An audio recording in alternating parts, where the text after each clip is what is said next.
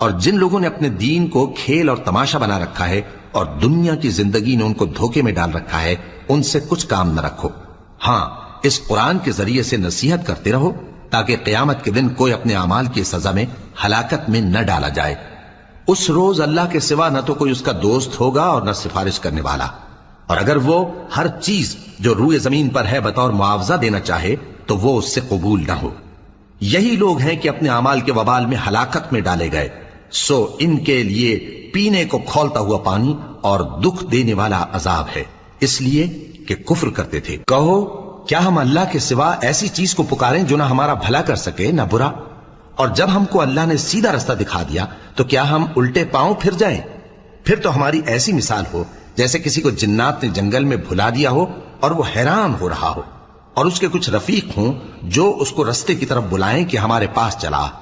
کہہ دو کہ رستہ تو وہی